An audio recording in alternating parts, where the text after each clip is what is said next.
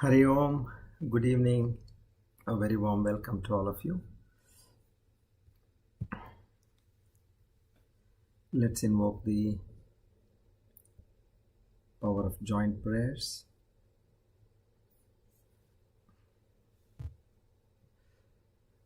With complete devotion.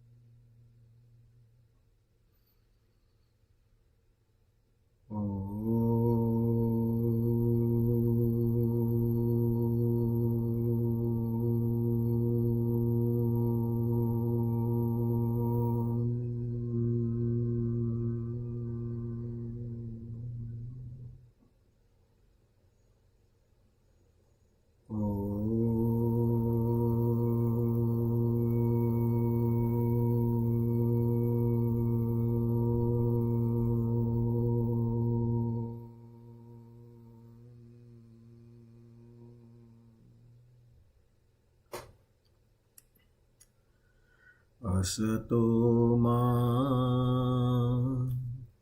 sadgamaya tamaso ma jyotirgamaya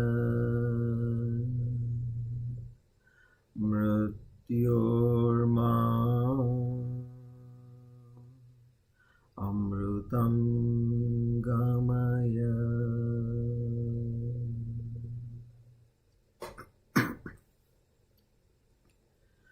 Sahana vavatu sahano bhunaktu sahaviryam karavavahai tejasvinavadhitamastu ma vedvishavahai.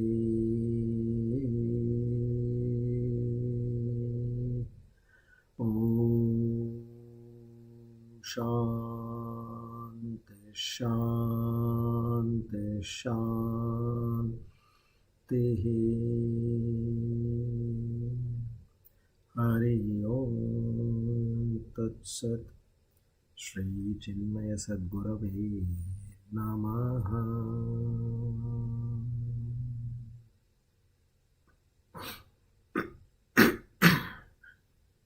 Sorry. O Lord the Almighty,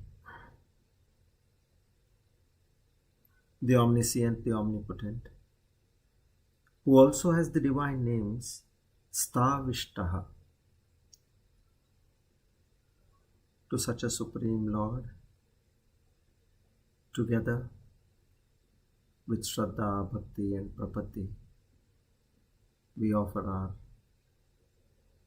humble most salutations. To seek your grace, your love, your mercy, your compassion,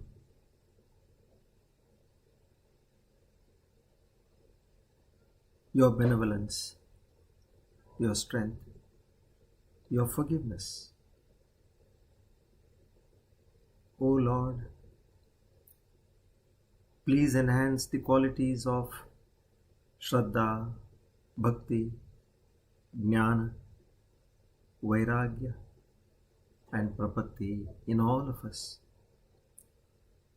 This is not for any external gain, but this is purely only and only to understand thy true self right within our hearts in this very life alone. We humbly pray, we humbly beseech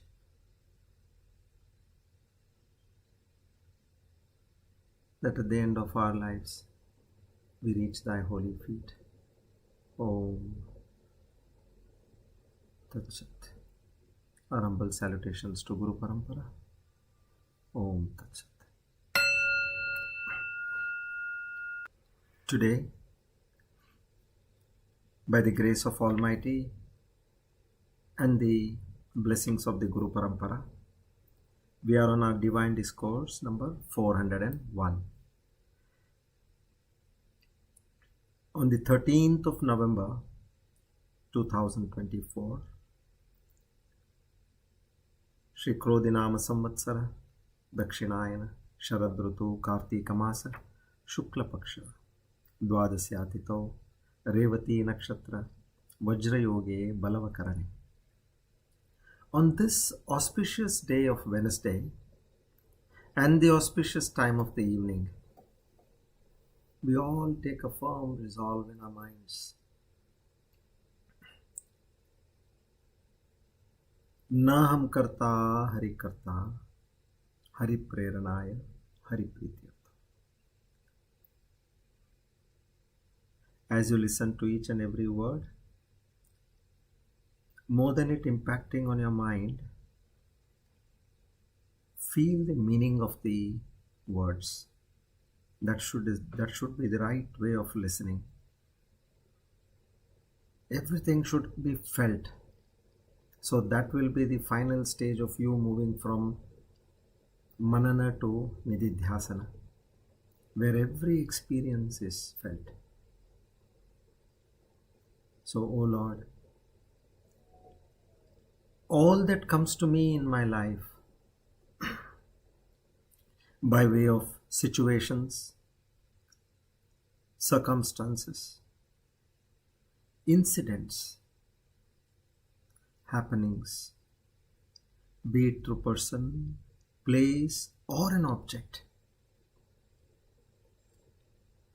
I know that it is completely orchestrated by you to uplift this jeeva from the jeeva bhava to the paramatma bhava.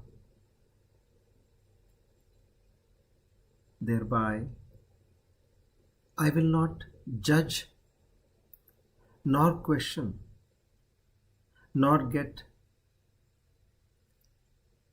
depressed, nor get agitated, nor get guilty.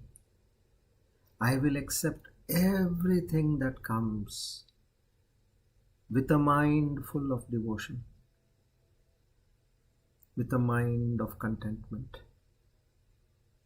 with a mind of total surrender, and conduct my routine life. O Lord, this is what I can show as my true devotion to you, by not questioning your moves. I beseech in you to enhance this faith in you,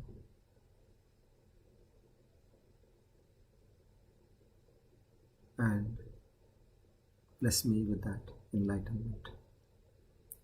Om Tat Sat.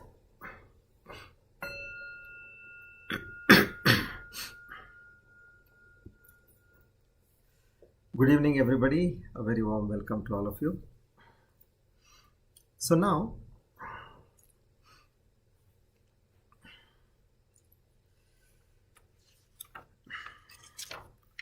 we come to a stage where Arjuna asks some questions to Lord Krishna. See, if you see from verse 26 onwards, he pushes Arjuna to a deep state of conducting his life on the spiritual path. So I'll just share with you some of the important aspects which he tells. In verse 26 he says, Atmanyeva vasham nayet, meaning repeatedly fix your mind on God. Next verse he says, Prashanta manasam hyena. So for a yogi whose mind is completely serene and sinless. So This particular sadhak is constantly composed and he knows what he is doing.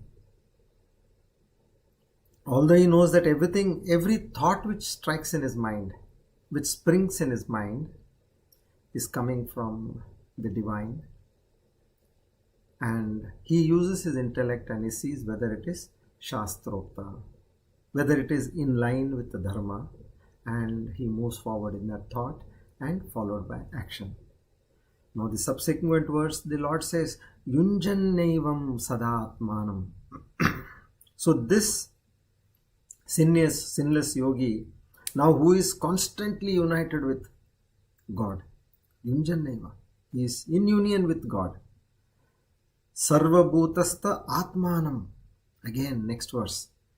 He is in identity with everything that is all around. He knows that me is divine and everybody else, everything else is divine. Then in the verse 30 he says, Yomam pashyati sarvatra. See, these are all like googly, what Arjuna is facing over here. He who sees me present in all beings. First of all, for us to understand that Lord being present in us itself is a challenge. So he says, he who sees me present in all beings. Then verse 32 he says, Atmaupamyena sarvatra again. He looks on all as one, finally. So first is in the previous shlokas is saying, he sees me everywhere, and then he completely overrides it and he says, who completely identifies as me and me alone. Now, listening to these bouncers, Arjuna, he says, I understand. I know my mind is restless.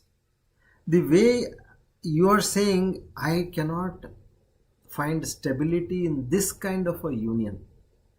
Because I have to do whatever it is with my mind.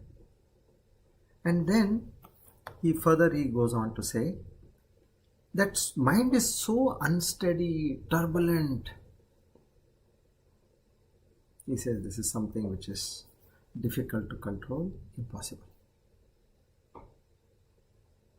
Now the Lord, in verse 35, which we saw last time, this is one of the stalwart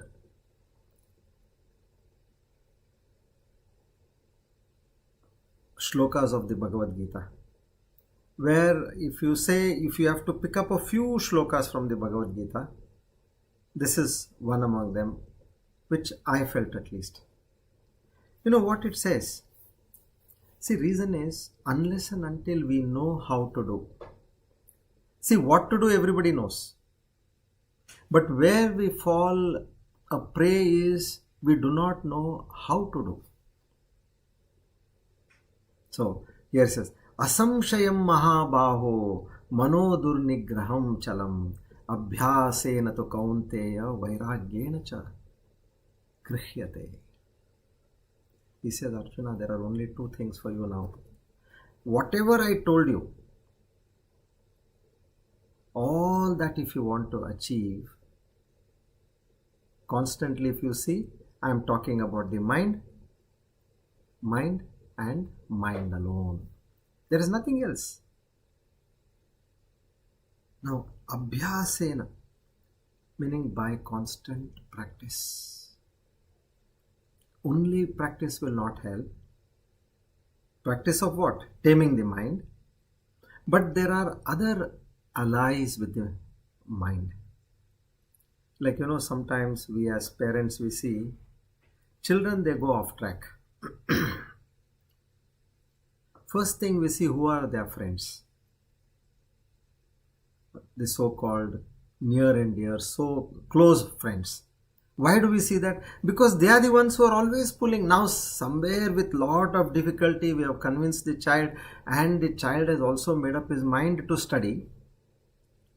And then you will see that one of his friends, they spring up over there. Now what happened? the child's concentration goes for a toss. We have all experienced this. In fact, even we have experienced this. When somebody near and dear to you comes, all that focus which you had gathered, mustered, collected, what happens? In a jiffy it goes. So, there he says, Vairagya. See this, what a marvelous psychological theory this is. Without detachment, without Vairagya, you will not be able to control the mind.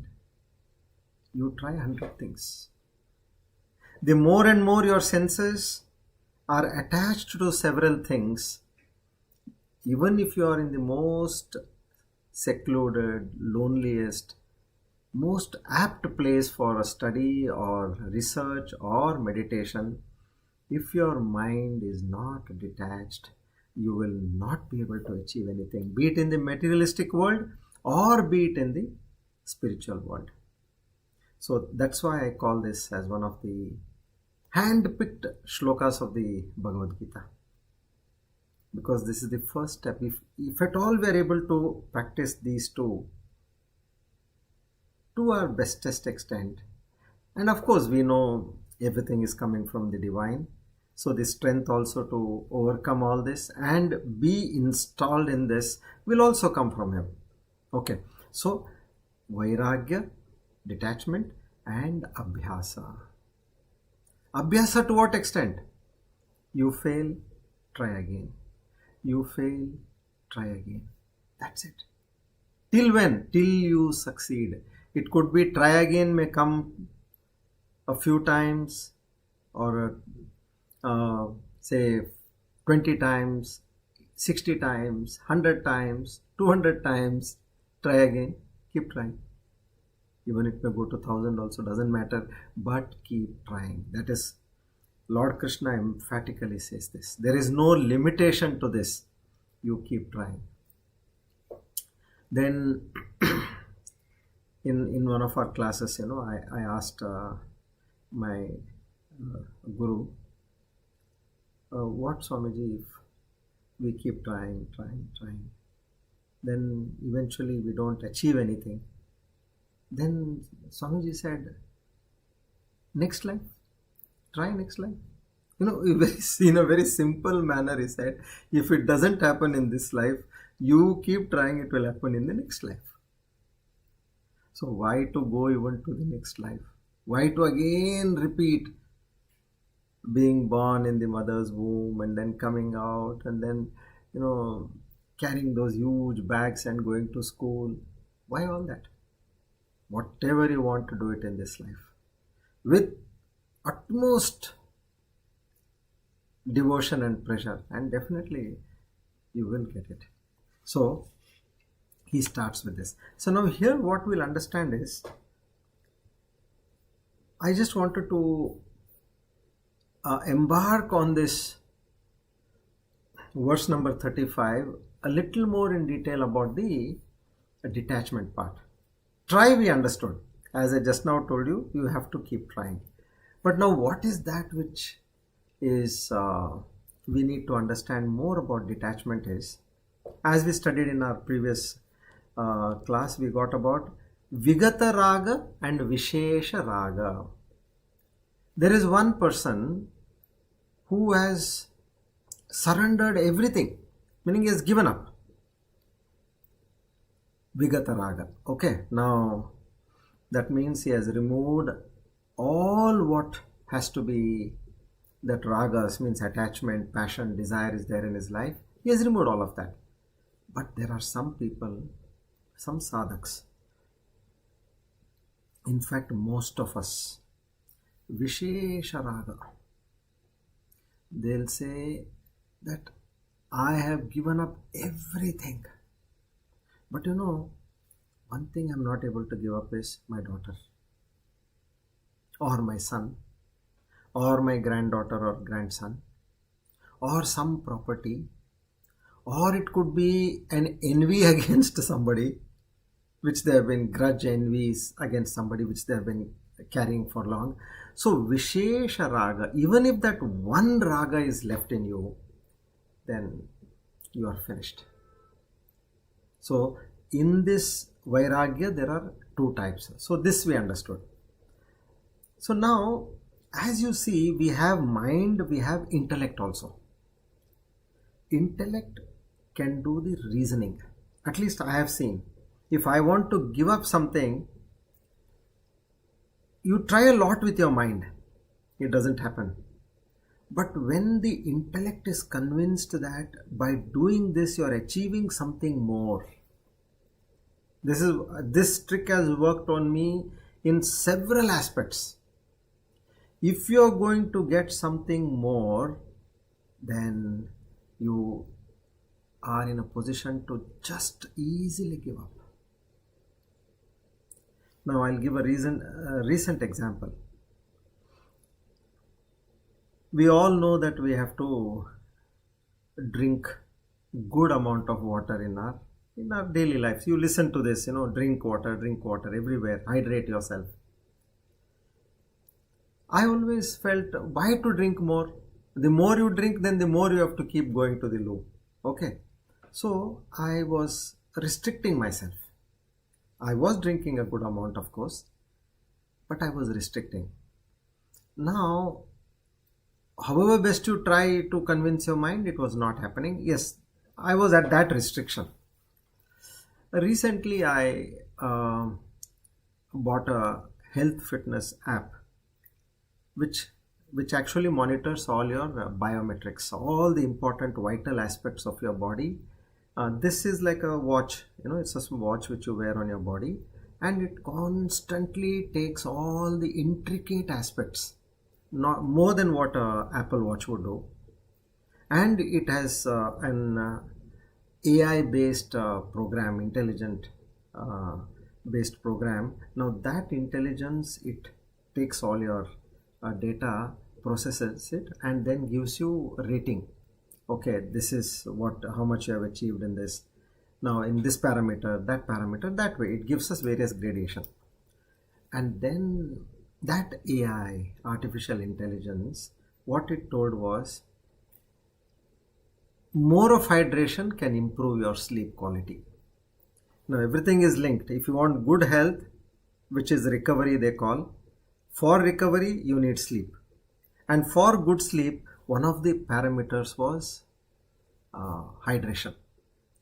I tell you, immediately I was able to add more than 30-40% in that one single day. I drank that much water. See, because now the mind is convinced.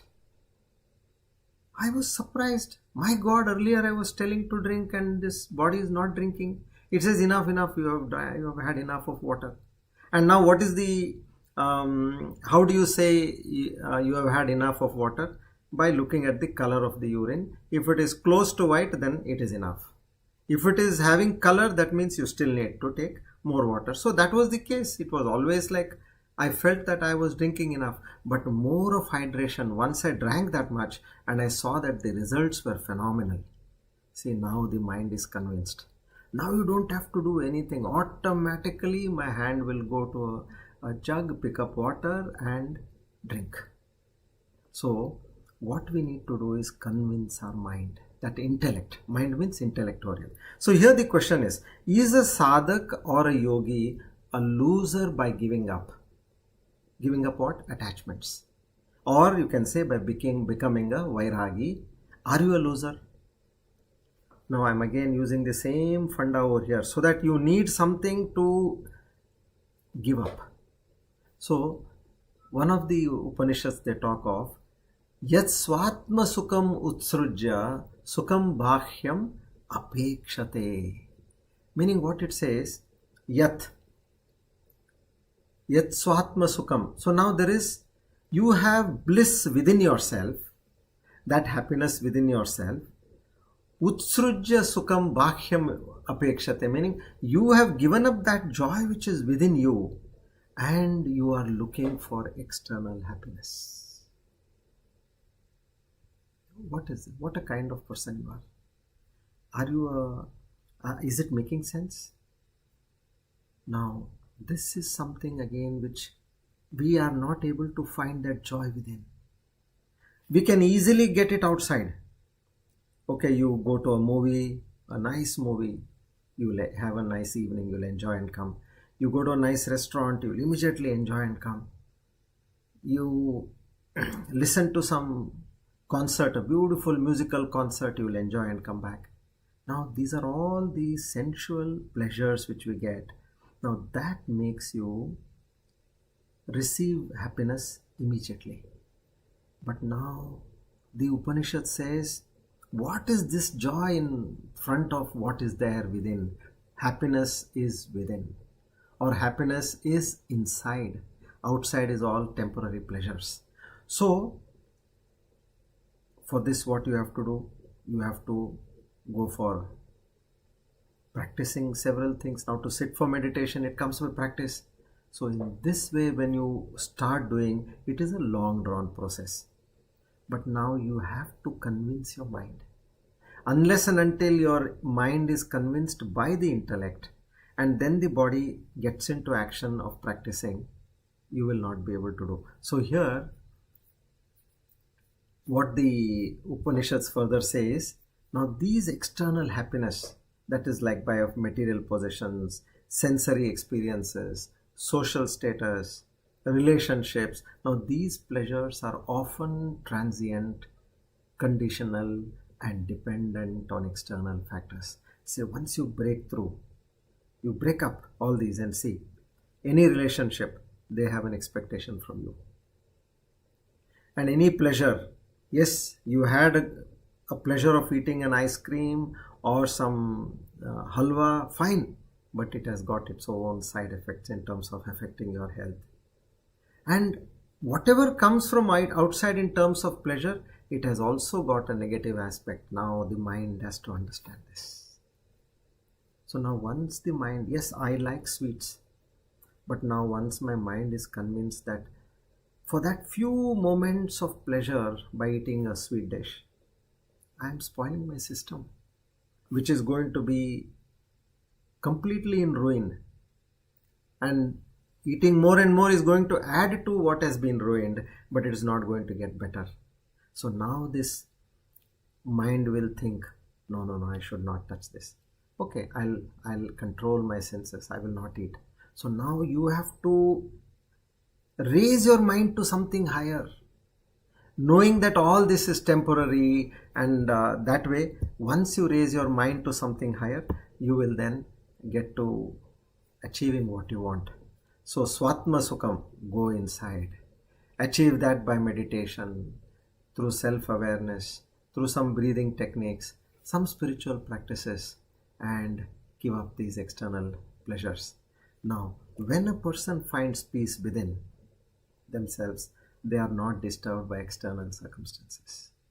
Seeking happiness outside by oneself often leads to more and more attachment and suffering, because external world is full of changes and uncertainties. Now, once you listen to all this and you practically see this for yourself, then you will say, yes, why am I getting into? Somewhere somebody wants to befriend you. They want to make friends, okay? Now you will say, already I have got so many friends. Now why another person in my life? Because the more you have, the more commitment is there. The more expectation is there from the other person. So eventually you don't do, then you are inviting trouble. So this way you have to convince your mind. So here in this, the ultimate goal of a spiritual practice is to rediscover and reside in the inner self. Now my example here is, as I told you, when I started my business, I had some goals, targets, I was able to reach them. Then I further enhanced my goal. I was able to reach that, and I further enhanced, I was able to reach that.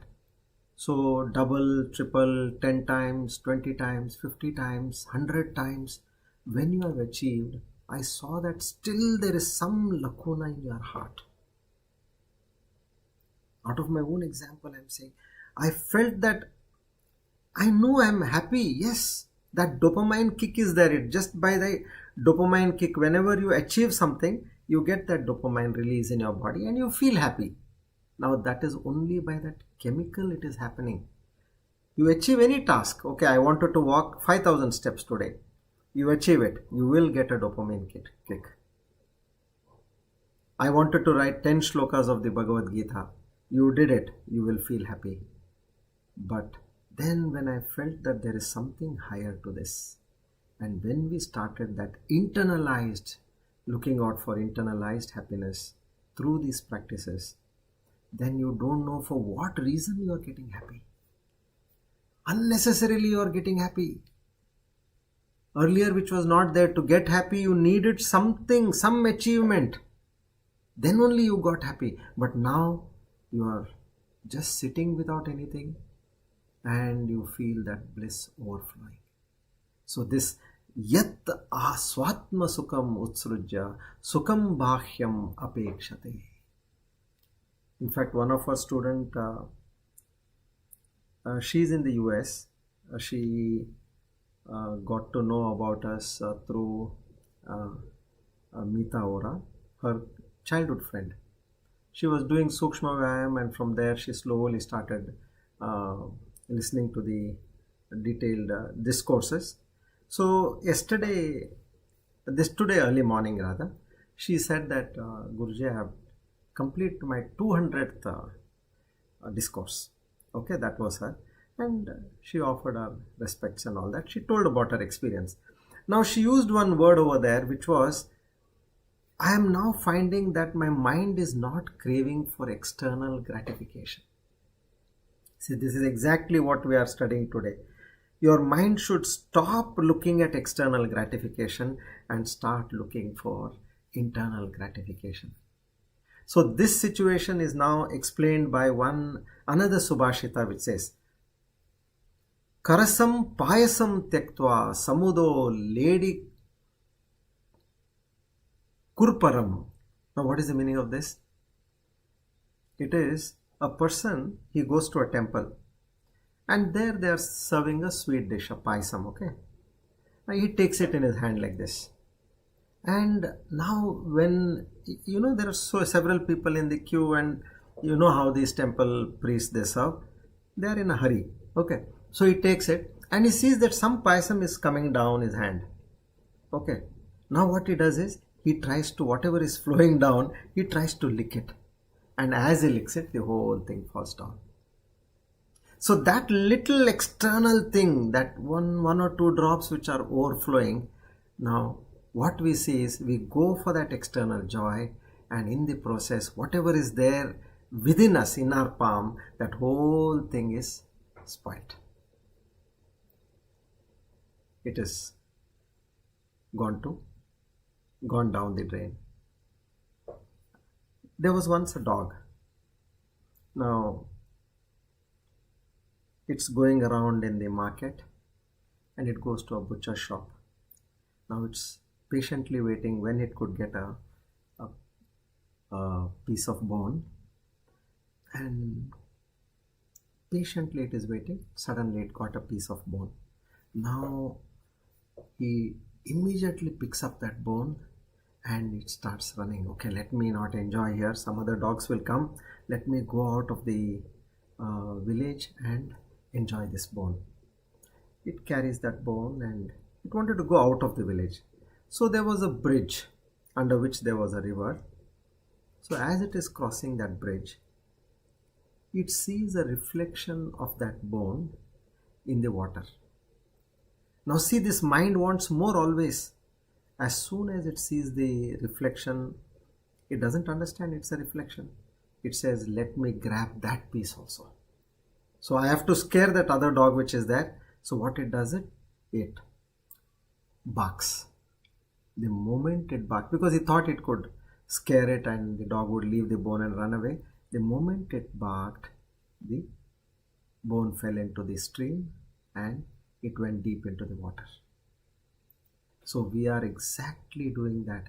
We have something which is right within us and we don't understand it is there. We are constantly looking out in the world. See, here, at least in my case, I went in the world, I got, and I realized that it made no sense. But there are several people who are constantly trying. They don't get. but they keep on pursuing their goals in terms of achieving what they want. So here, anything you have which is coming in between your meditation, try to take a higher purpose. Convince with your intellect, convince your mind, and say, for this higher purpose, now I want to give up the attachment towards so and so. As simple as that. You can try with very small things, and you will see that once your mind is convinced, you don't have to even tell yourself to do it again. And I am amazed at the way the body behaves or your personality behaves when your mind is when your intellect is convinced. Till then, you have to put a lot of willpower to achieve whatever you want to achieve. So go by the act of convincing. If anybody has got some questions on this, please send it to me, and I will give you in what way, if I were you in that position, how I would have convinced my mind, or my my mind by my intellect. Maybe that may work for you, because I've done in several cases. So with that confidence, I'm telling you. Okay, now we move to the next verse. Okay, so here he told that you have to go with abhyasa and vairagya. Now, verse number 36.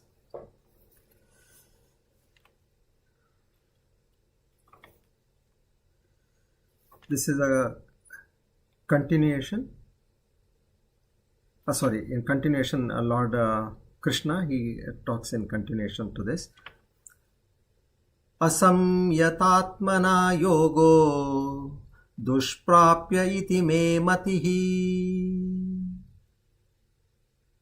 vashyatmana tu yatata shakyo vaptumupayataha.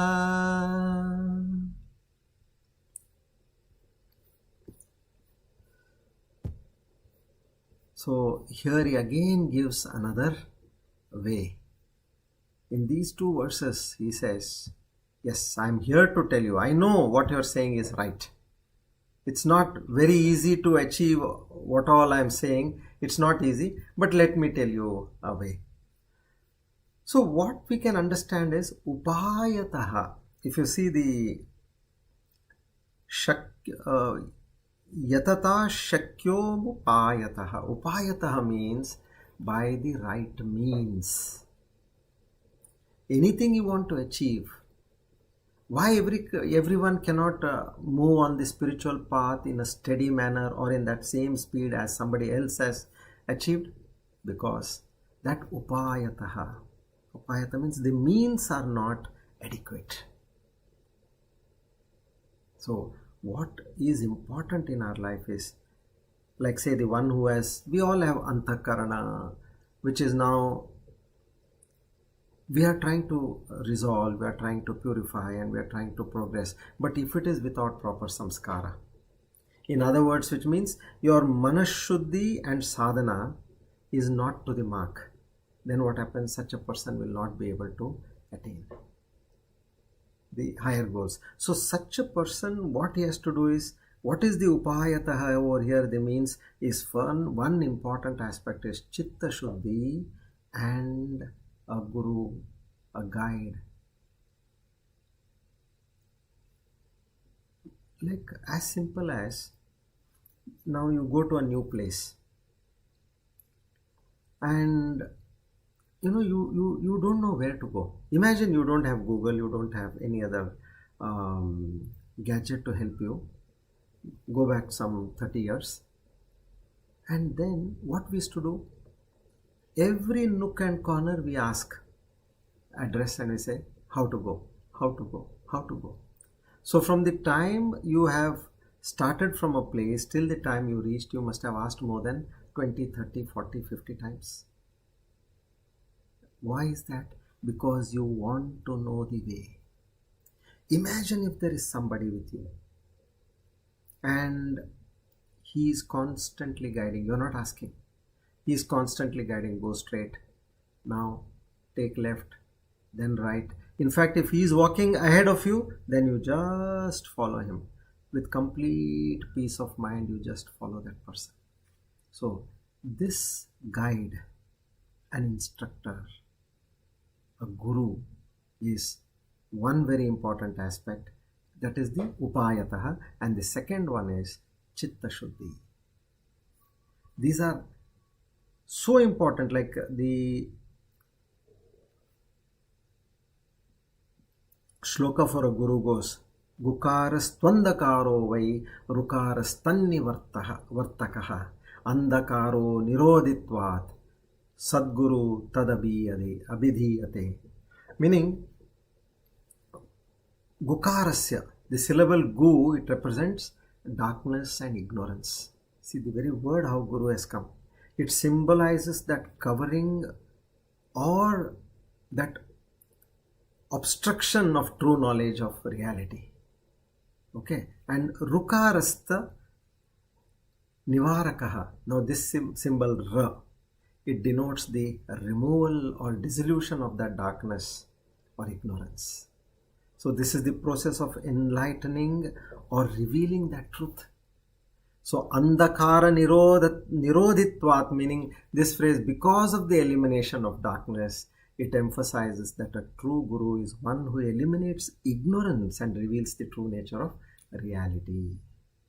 So Sadguru tadavidiyate, that Sadguru, that true guru or that spiritual teacher, because of the guru removes ignorance and he reveals the truth.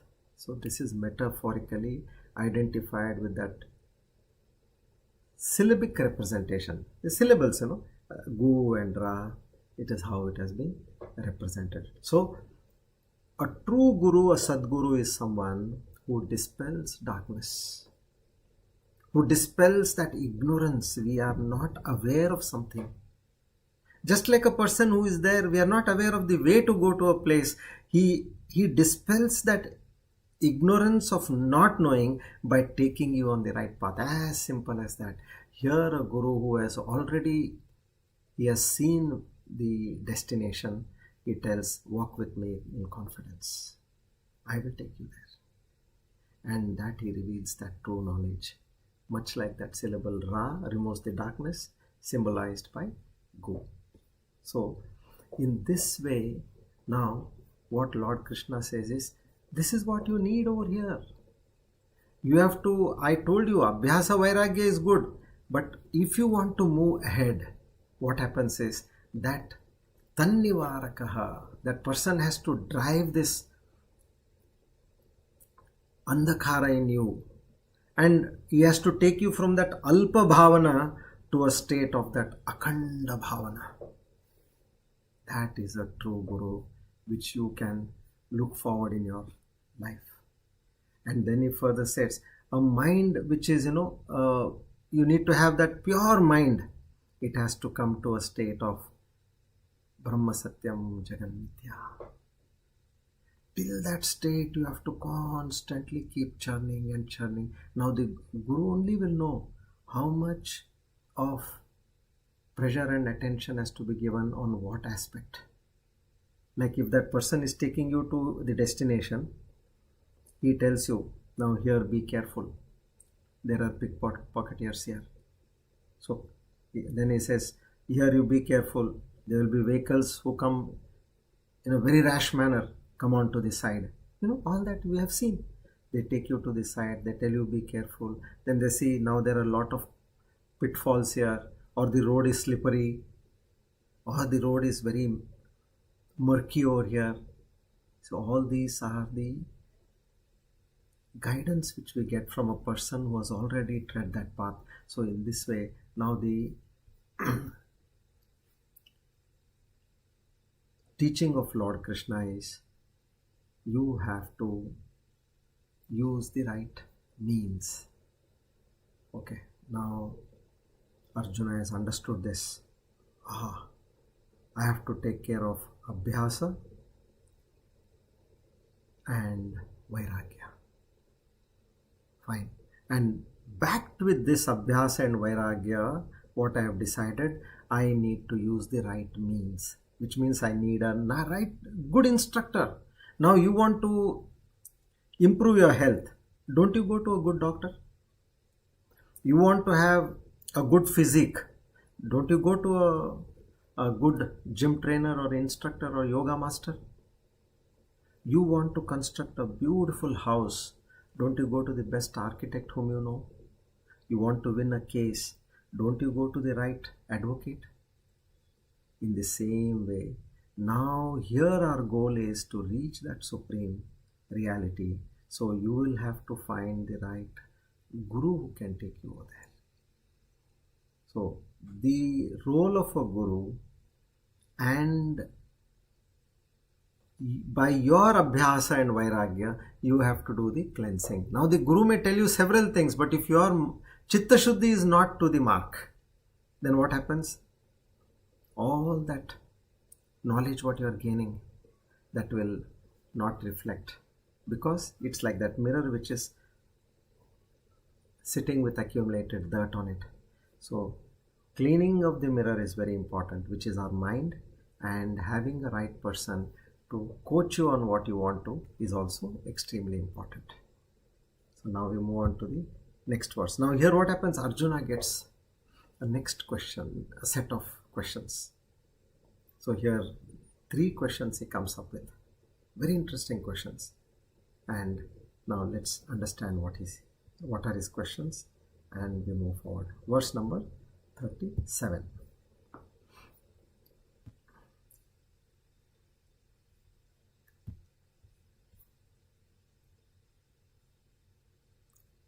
Arjuna uvacha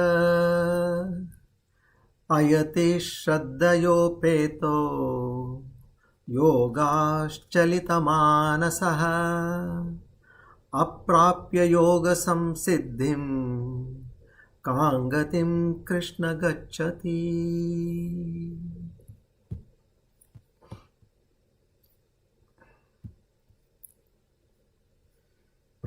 So he says, Krishna, all fine. Now you have told us that you need to practice, you need to do chitta shuddhi, and before practice give up attachment so that your mind is calm, and then find the right guru. Shastra is there already, but somebody who can cook the Shastra for you and give it to you in a palatable condition, you need a right guru. Okay, all this is fine, but what happens if a person dies in between? Yes, I know that I am doing everything with faith, all that is there, but now he says, if faith of an yogi who is unsuccessful, he's trying his best, he has got an unsteady mind, but what if he is not able to reach the goal in his life? Yes, he got to start on this path by the result of his past sanskars, which Ishvara Krupa has come. Then he was fortunate enough to get the association of a great rishis and mahatmas and gurus. He got that association, and he was in the right company.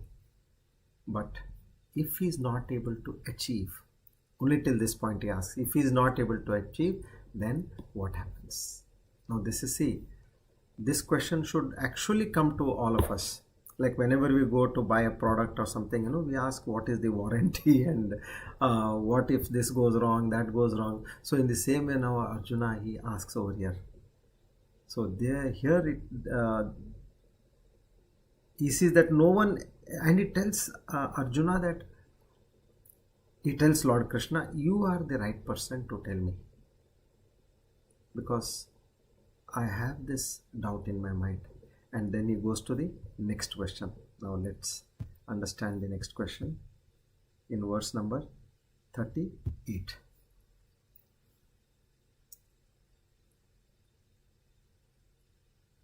Kaschinno bhaya vibrashtaha chinnad brahmiva nashyati apratishto mahabaho vimudo brahmanapati. Now we have moved on to verse 38.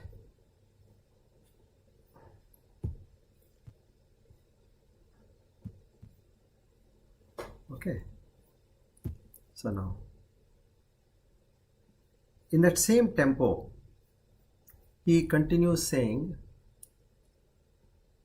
so such a person who is unsuccessful in attaining what he wanted in the spiritual practice, isn't it like, you have thick clouds going in the sky, thick ones. Now sometimes we have seen one small cloud, from that thick cloud it comes off. And we have all seen this. Over a period of time, it just merges in the sky. Meaning it is shattered, that cloud is no more there. But that same thick cloud which was there, from which it came, it is continuing to move. So here he says, so the desire to move on the spiritual path and all is fine.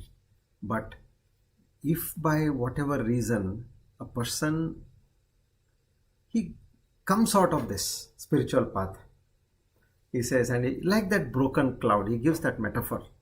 Just like from a thick cloud, a small cloud is broken and it disappears in the sky.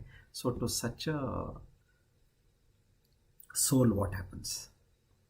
Like, we all want to achieve something in life. And there are two broad spheres of achievement, two categories. One who considers the world as the source of happiness, which I was also considering earlier, and I was striving hard. And what do you get there? You get material advancement. You are able to achieve more name, and you are able to achieve more status, more recognition, more money, all that you are able to achieve. So that is one part, is on the material front. And as you move forward, there is somebody who considers, no, this material wealth is fine. It doesn't give that happiness what I want. Then he moves forward for spiritual wealth. And he said, this is real treasure. And I want to pursue this. Pursue and attain. So from this realm of the material world, now this sadhak, as I have come, I come on to the spiritual wealth. I said, this is the true wealth.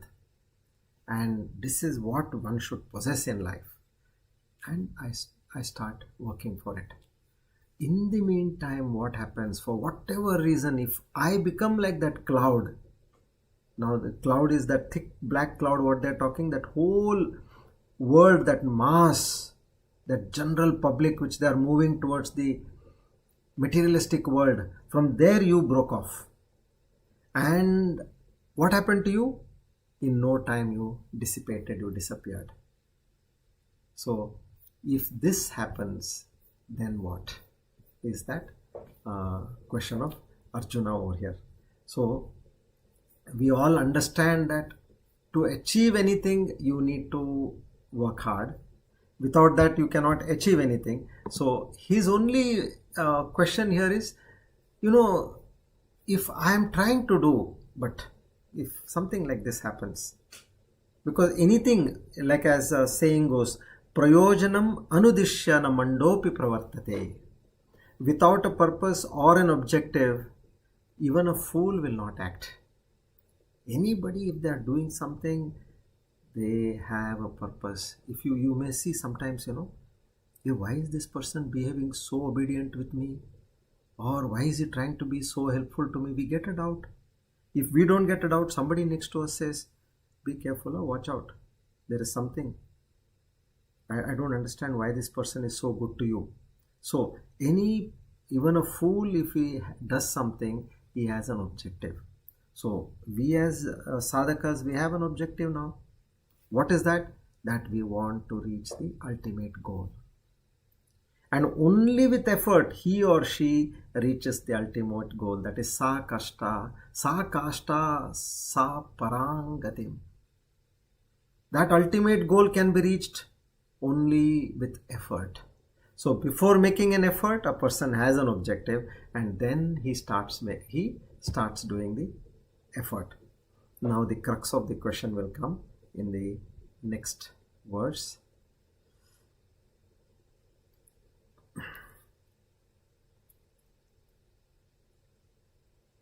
This is verse 39. So here, Arjuna uvacha etanme samshayam Krishna chetumaryasya sheshataha twadanya samshayasyasya chetana hyupapadyate.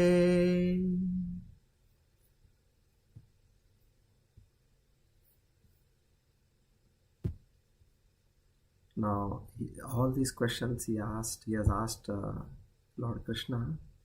Now he's a king, a prince, a warrior. He wants the best of answers.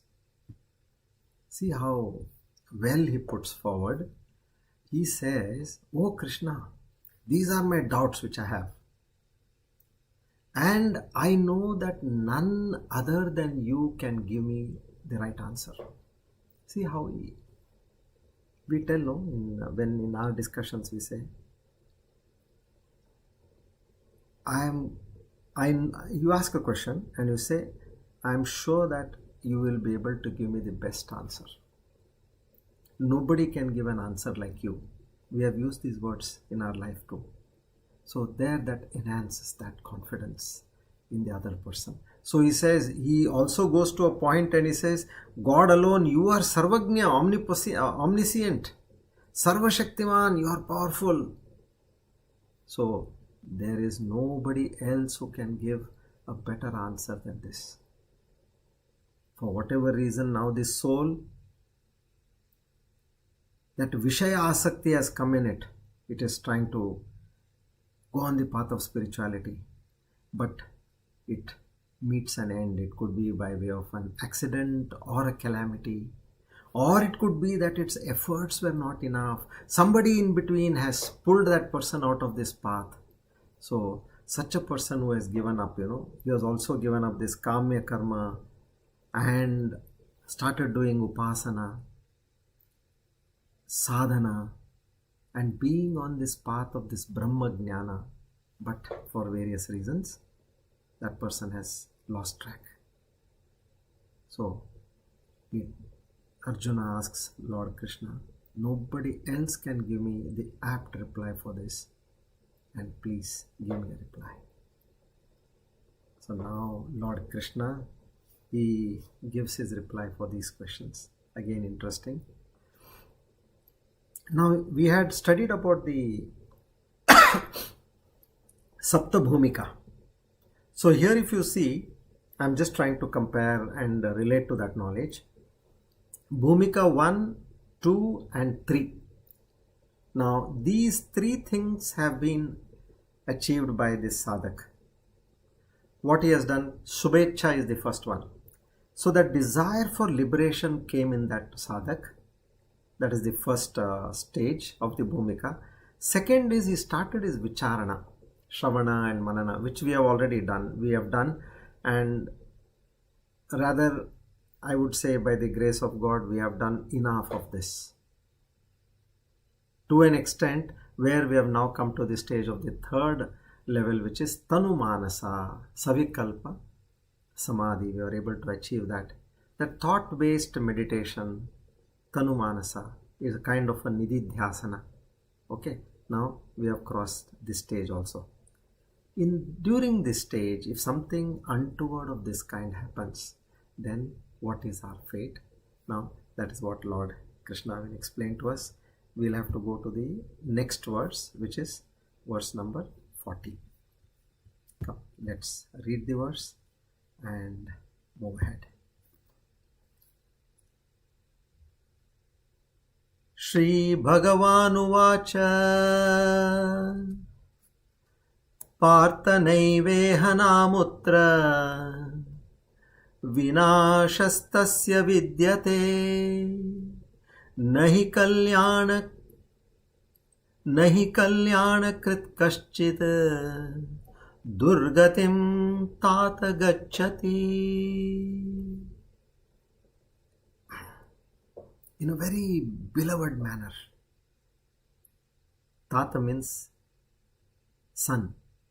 So here Lord Krishna, he addresses Arjuna by using the word Tata. As you call, oh my son, in that way he gives a reply. So you understand, now this reply is based with so much of affection in what we are, in reply or a rejoinder to Arjuna's question. Arjuna said, nobody else can give a better answer than you. So to that, Lord Krishna, befitting reply, Tata Gacchati, says, oh my son, understand this properly. And now, what is that understanding we get over here?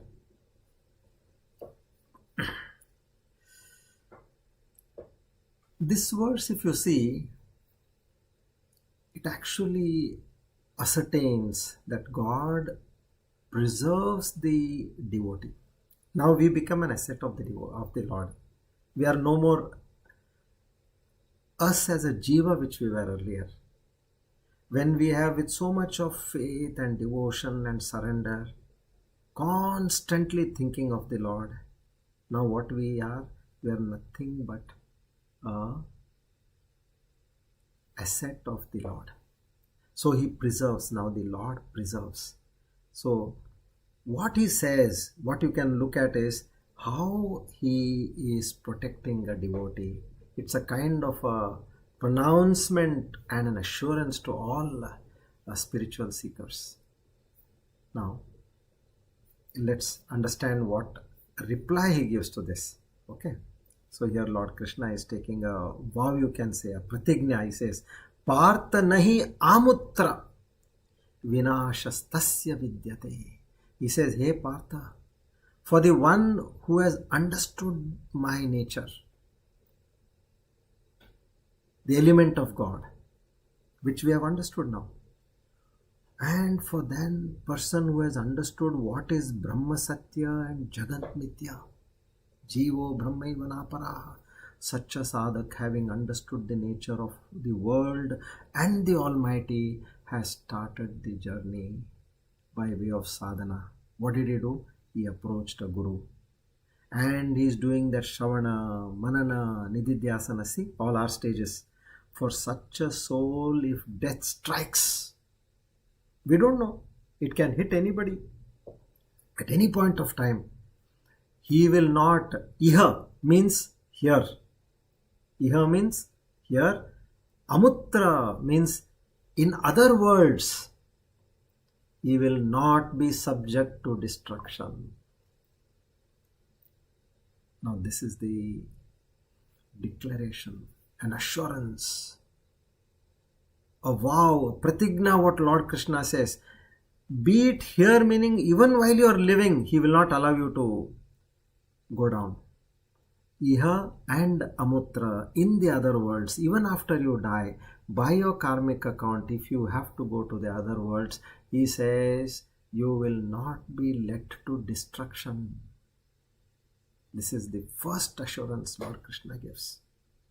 And then next what he says. After some time, as you, by the cycle of prarabdha, now you will get another birth. Then what happens? 400 episode sessions I have listened. You mean to say all this goes down the drain if I breathe my last? Here, let's take an example. Now you are traveling, say, from Delhi to Agra. Some guests have come and you want to show them the Taj Mahal. You start on a journey. And suddenly what happens is huge downpour of rain. At some point we have all experienced, despite you keep the wipers on the fastest mode, you are not able to see anything. Strong winds, downpour of rain, and however best you try to continue your journey, you are not able to, you stop at one place. No choice, because even everybody in front also have stopped. Now what you do? You wait till the rain subsides. And then after the rain subsides, what you do? You start from where you had stopped. In the same way, Lord Krishna says, for a soul which has achieved up to a decent level, now we have crossed the third level, we are in the fourth level now. He says, I will continue their journey from the fourth level. From that milestone you had stopped, as you start your journey, in the same way I will ensure all that what you had learnt in the past will come to you just like that. I will give you all that. So here Lord Krishna assures, due to prarabdha, for whatever reason your journey was derailed or stopped, right from there onwards you will restart your journey and you will reach me. This is the assurance of Lord Krishna. Nahi kalyana krit kaschita durgatim tata gacchati. So here the Lord uses that word tata. He says son. He says son. He calls, sometimes the Guru also calls his Shishya as tata, son. So he says, and he explains, since you have made up your mind to reach me, it is now my duty to pave way, to make way for you, and you to understand this in the right manner and eventually realize that supreme reality. There's one interesting quote from the Bhagavatam. Dasohamiti ya buddhihi purvamasit janardhane dakaropa rutastena gopi vastrapa harina. You could understand the last sentence and the last bit. Gopi vastrapa harina. Now, what does this mean? Just like for a devotee who has been praying to Lord Krishna as his dasa, I am your servant. You are my Lord. I have surrendered myself to you. Dasoham iti buddhaya. With that dasa buddhi, servant-like mind, now the Lord being pleased with him, what he does? Just like as he stole away the clothes of the gopis who were bathing in the pond, in the same way, he steals away the dasoham. You were a dasa, right? Dasoham iti. You were a dasa. He steals away the and what remains is soham. Soham means the Lord and you are one and the same, signifying the individual's unity with the divine. So as far as the jeeva has the aham bhava, it is different from the Lord, or it is separated from the Lord. But the moment it shuts down the aham bhava, it unites with the Lord. So by Jnana Marga, what we are trying to do is we are putting in all efforts and trying to remove this aham bhava. But use the Bhakti Marga also and say, I am your dasa. Dasohamiti. So what he'll do is, he'll remove the just as he stole the clothes of the gopis, he'll steal the and he will ensure that you ultimately become sohamiti. This way. And how does he say? Tata, you are my son, I'll do this for you. And he further explains that for this soul will restart its journey from what kind of janma, what kind of birth I give. Now this is, he goes into more details now. It's like you say, I invite you for food. Okay, I invite you. Fine. Somebody calls you for food. Good. Now the next question the person asks, I'm going to give you this kind of food. Is it okay with you? That is the next level. You cannot ask. You may invite some people, but with everybody you are not going to ask what you are going to eat. So the next level is, as we ask a person who is near and dear to us, is this vegetable okay with you? You would prefer to have rotis, or you want to have only rice? What kind of a sweet would you like to have? Something made out of milk or something other than milk? These kind of questions. So this way he says, now I will tell you what kind of a birth I will give you. One, where you have stopped, I will ensure you will start from there.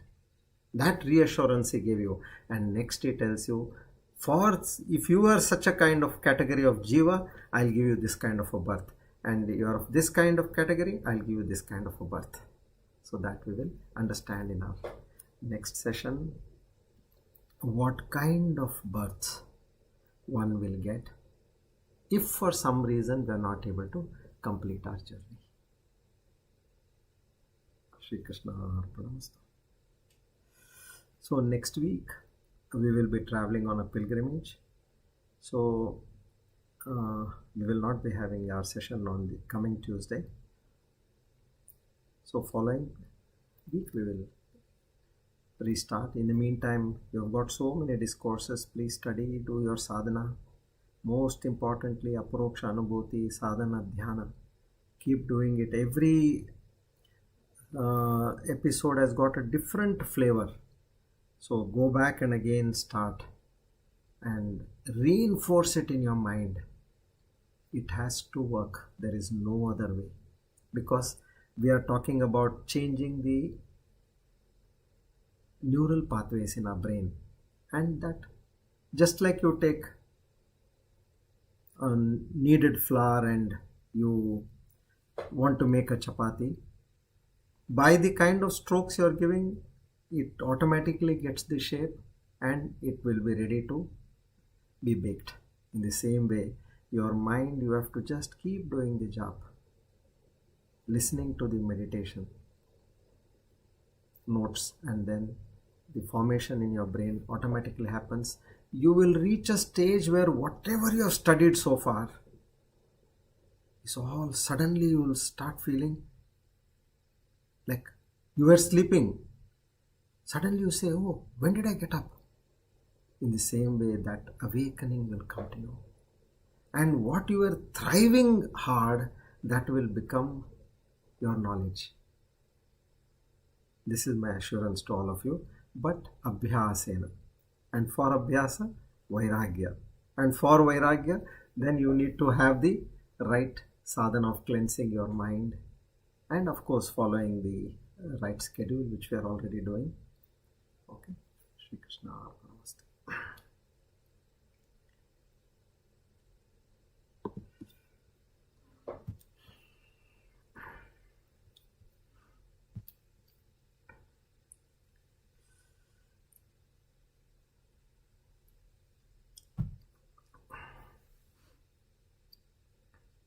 Let's learn the divine name of 436 today.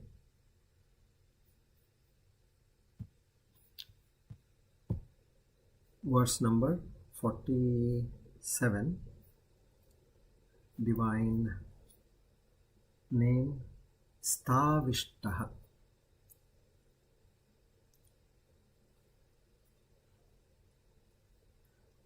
अनिर्विण्यस्तविष्टोर्भूर्धर्मयूपो महामकः नक्षत्रनेमि नक्षत्री क्षमः क्षामः समीहनः.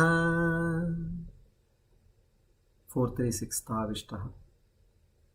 One who is supremely gross,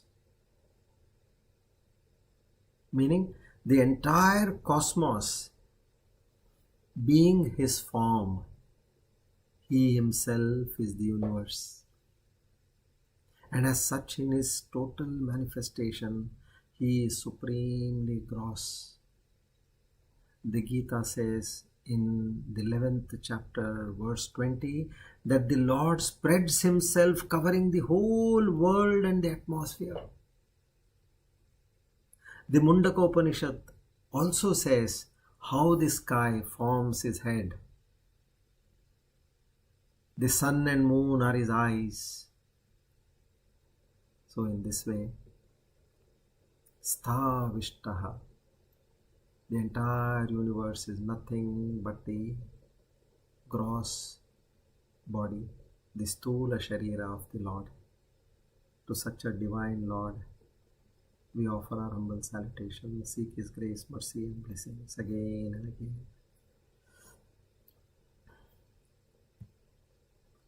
Let's chant the Dhanvantari mantra to give us the adequate health to live a peaceful life and pursue our sadhana. Om Namo Bhagavate Mahasudarshanaaya Vasudevaya Dhanvantaraye Amrutagalashahastaya Sarvabhaya Vinashaya Sarvaroga Nivaranaya Trailokyapataye Trailokyanidhaye Shri Mahavishnu Swarupa Shri Dhanvantari Swarupa Shri Shri Shri Aushadha Chakra Narayanaya Swaha. Om Namo Bhagavate Mahasudarshanaaya Vasudevaya Dhanvantaraye Amrutagalashahastaya Sarvabhaya Vinashaya Sarvaroga Nivaranaya Trailokyapataye Trailokyanidhaye Shri Mahavishnu Swarupa Shri Dhanvantari Swarupa Shri Shri Shri Aushadha Chakra Narayanaya Swaha.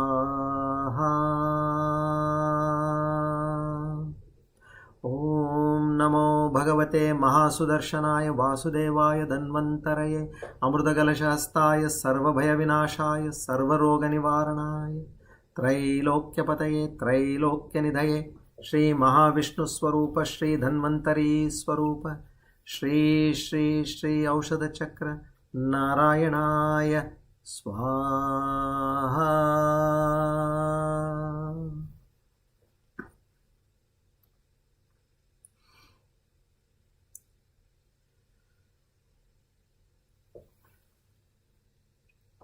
Now we move on.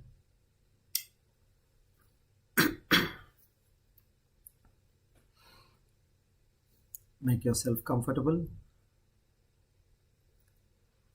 If you need to get up and walk a few steps and sit back again, please do that. For the next 15 minutes.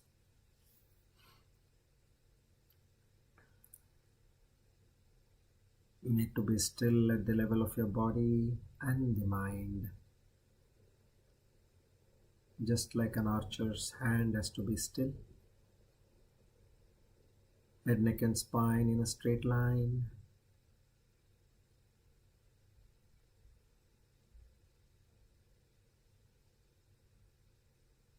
Relax your forehead.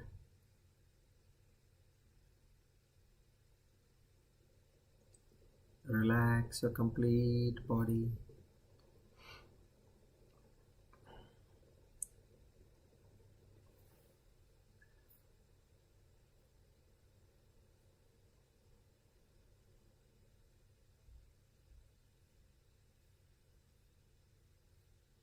Now let's take a few deep breaths.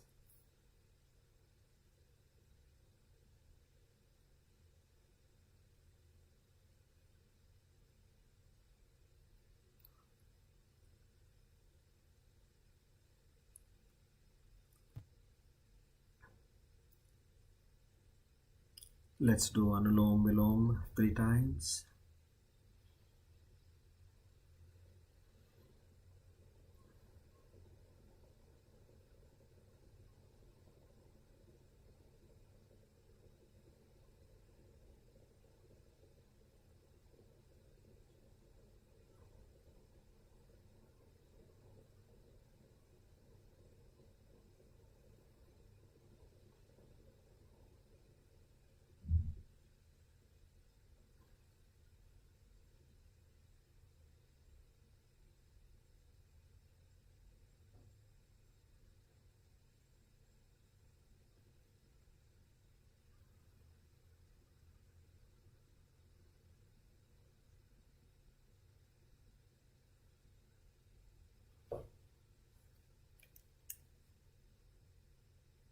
Let's do the Brahmari Pranayam.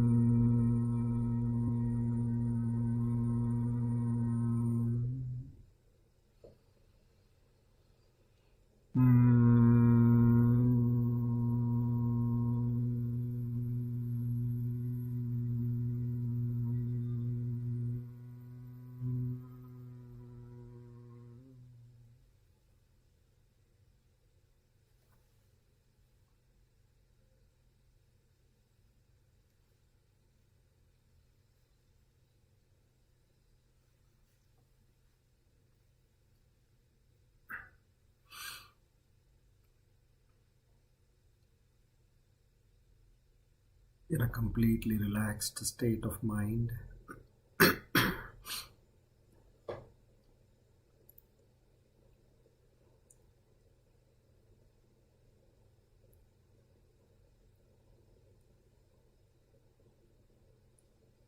Shrotram, Tvak, Chakshuhu, Rasana, Granam.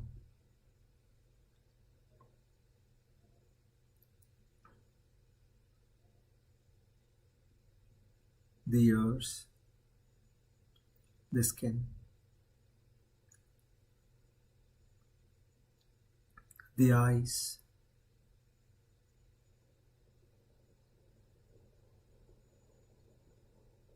the tongue, the nose.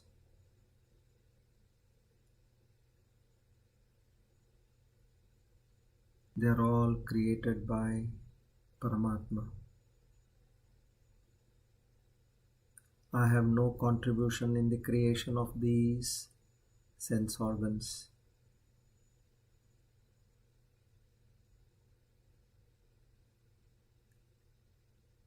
They were all created in the womb of the mother.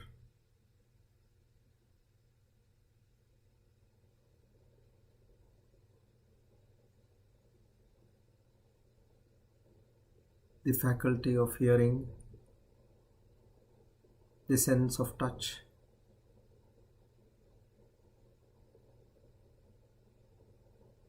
the sense of sight, the sense of taste, and the sense of smell. All these abilities are created by Prakriti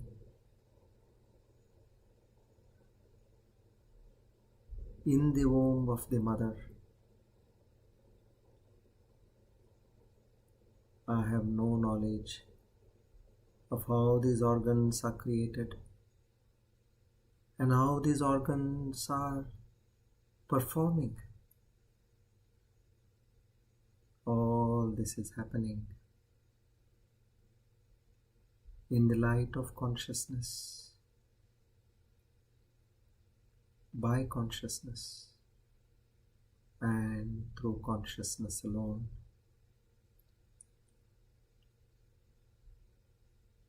When that consciousness detaches from this jeeva, then all understanding, perceptions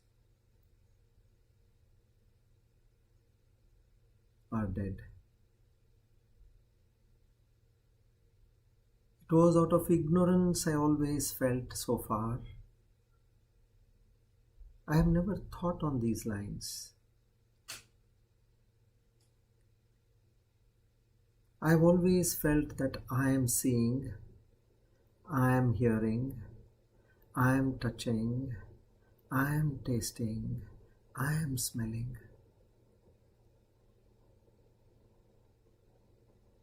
Now I realize that the whole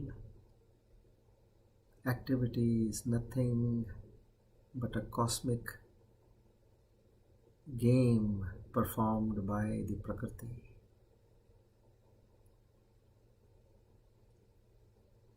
Lakhs and lakhs of chemical reactions and activities are happening inside this body. I have no idea. But yet out of ignorance I say, I am the doer. Now with this knowledge, I completely sever myself.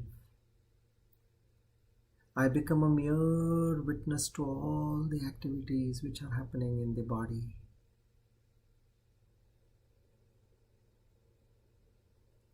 Just like I see somebody else, somebody other than me, in the same way, I henceforth start observing my own body as a witness.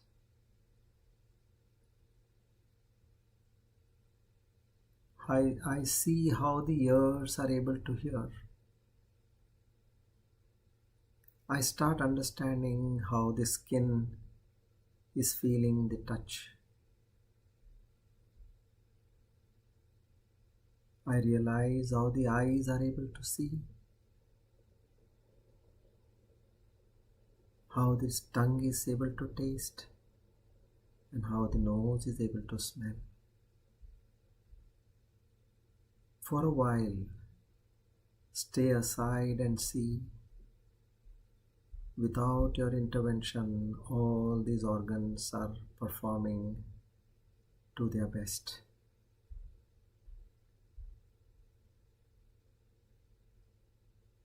Know that you are not the doer.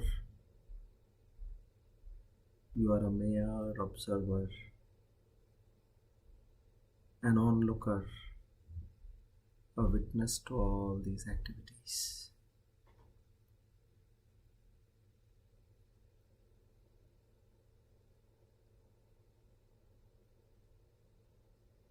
The power to talk, my hands, my legs,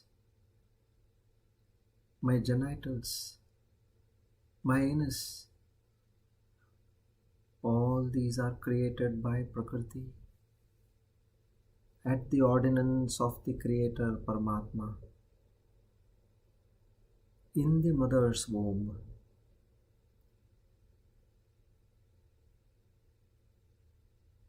And after the birth of this body, with the help of nature, the food and water supplied by nature, each and every part of the body started growing.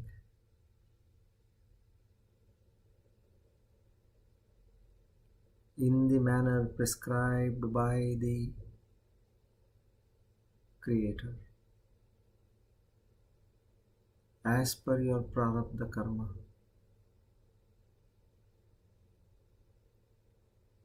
Healthy body, unhealthy body,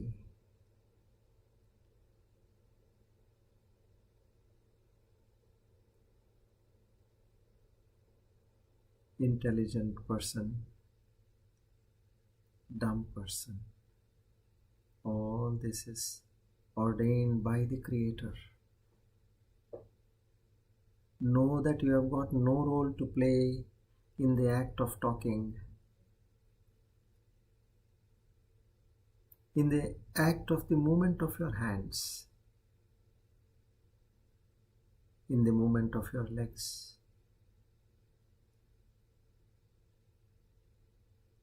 Every aspect of your body is in accordance with the Creator.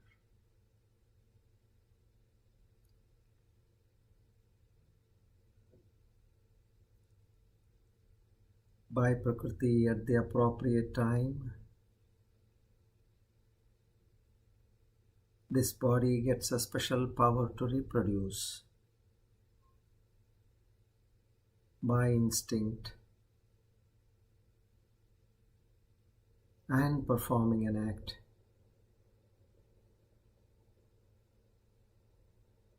a new birth has taken place. With ignorance, there you say that I have given birth to this baby.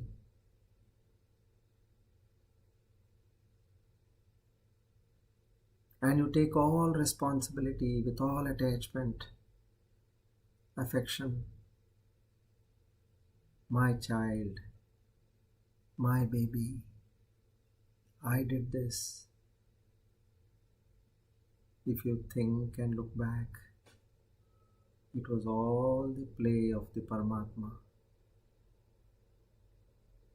Out of ignorance, you have claimed your attachment. The Pancha Pranas, they too are created by the Creator through the Prakriti. As the body was developing in the mother's womb,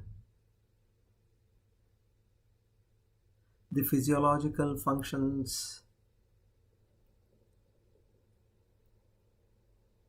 The operating principles were all structured in the mother's womb for this body. Prana, Apana, Vyana, Udana, Samana. Every physiological function of breathing, purification of blood, circulation of blood, fighting against the foreign bodies, the pathogens,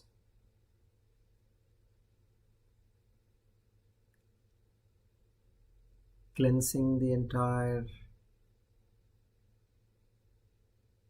system. Time to time, hunger and thirst is created in this body. Food from nature, Prakriti again enters this body, satiates the hunger and thirst. Then the body digests this entire food, absorbing all the nutrients, vitamins, minerals. And not only that, supplies to various parts of the body as per their requirement. Think, do we have a role to play in the creation of the system or functioning of the system? The answer is a big no. It is God and God alone who has created and who is functioning. Knowing this, become an observer of this wonderful drama which is happening within your body.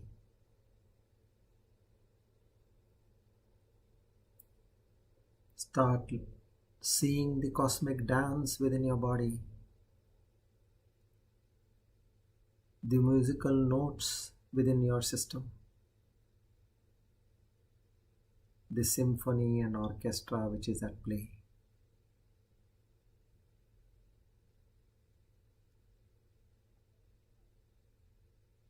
Mana, Buddhi, Chitta, Ahankara were all developed in the brain, which was getting constructed in the mother's womb.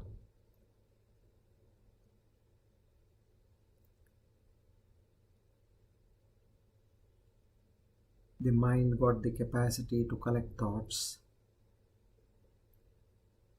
The intellect got the capacity to analyze the thoughts and take decisions. Memory was able to store the data.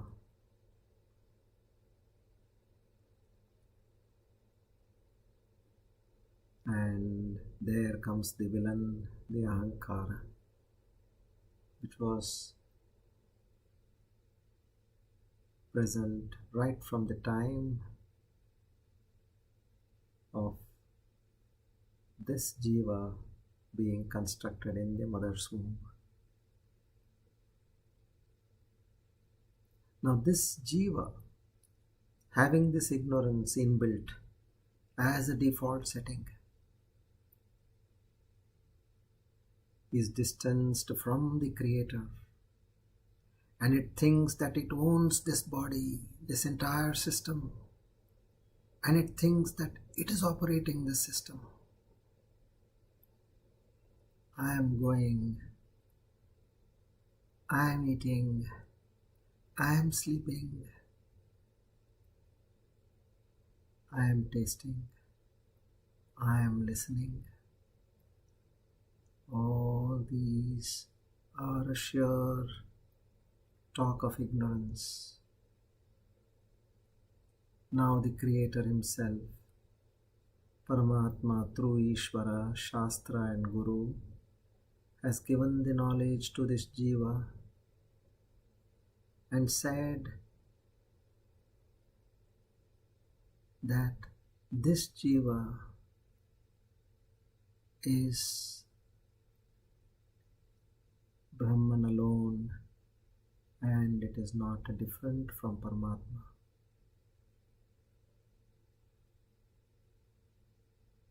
the I completely dissolves in this jeeva, and now this jeeva,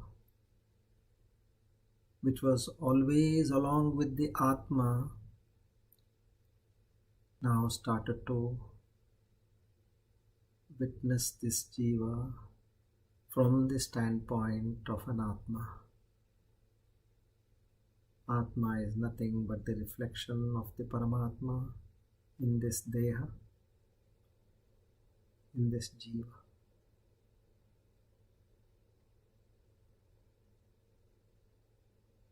Now with the knowledge,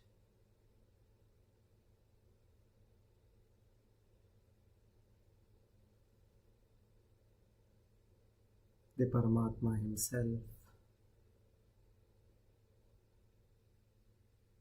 moving from the transactional I to the divine I, using this deha and jiva, proudly says, Aham Brahmasmi. Aham Brahmasmi. Aham Brahmasmi.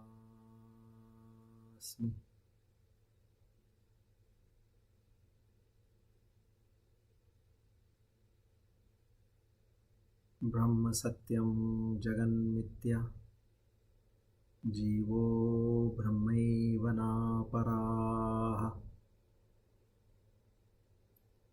Aham Brahmasmi. Aham Brahmasmi. Aham Brahmasmi.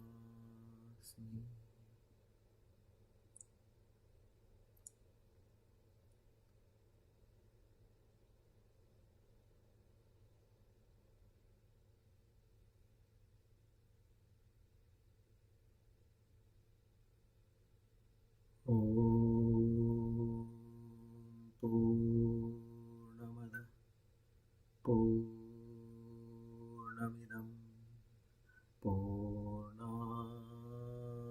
Purnamudachyate Purnasya Purnamadaya Purnamevavashishyate. Om Shanti Shanti Shanti. Hari Om Tat Sat. Shri Chinmaya Sadgurave Namaha.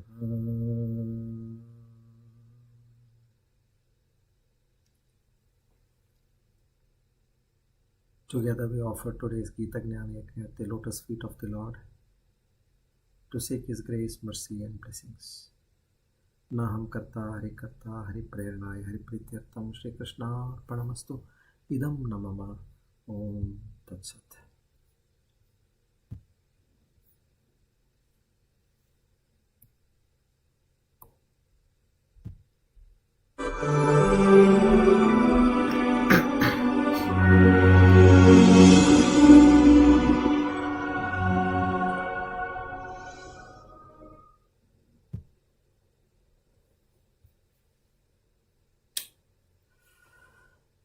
Oh, I'm sorry, I didn't realize we have extended the meditation session.